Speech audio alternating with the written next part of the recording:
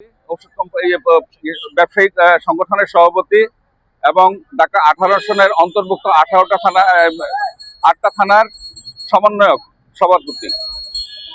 আমি এই ঘটনার তীব্র নিন্দা জানাচ্ছি এবং প্রতিবাদ জানাচ্ছি যে আমরা মানুষ স্বাস্থ্য সেবা নিয়ে কাজ করি। এটা একটা খুব সেন্সিটিভ একটা ইস্যু। আমাদের এই ঔষধের উপরে মানুষের আস্থা আনতে আমাদেরকে সারাদিন এখানে বসে সততার সাথে দেখে শুনে বুঝে আমরা এখানে কাস্টমারের সাথে আমরা আমাদের এই ঔষধ বেচা বিক্রি করি। আমরা সরকারের নির্ধারিত ফার্মাসিউটিক্যাল কোম্পানির প্রতিনিধিদের কাছ থেকে আমরা ওষুধ নিয়ে থাকি এবং এটা আমরা কাস্টমারের কাছে ডাক্তারের প্রেসক্রিপশন অনুযায়ী আমরা পৌঁছে দিয়ে থাকি। এখানে আমাদের জবাবদিহিতা একটা, সেটা হলো যে আমি একটা ভালো পণ্য নিয়েছি এবং স্বাস্থ্যসেবা খাতের অংশ হিসেবে আমরা একজন আমাদের রোগীকে ভালো একটা প্রোডাক্ট দিয়েছি।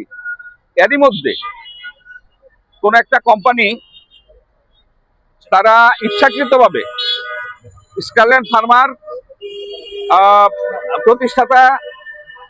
প্রতিষ্ঠাতার নজরুল সাহেবের মান সম্মান ক্ষুণ্ণ করার জন্য, নষ্ট করার জন্য কোনো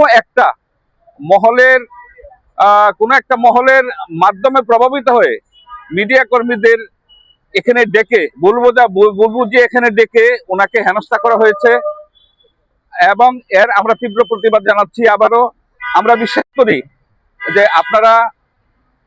আমরা এখানে যে ব্যবসা করি আমাদের সুনামটা ধরে রাখতে প্রচুর পরিশ্রম করতে হচ্ছে।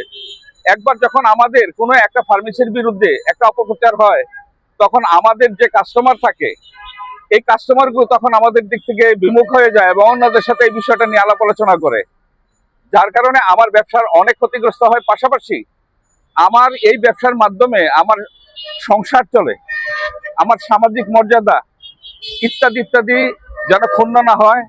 আপনারা যখনই কোথাও কোনো তথ্য পাবেন নিশ্চয়ই আপনারা এটা জনসমক্ষে উপস্থাপন করবেন।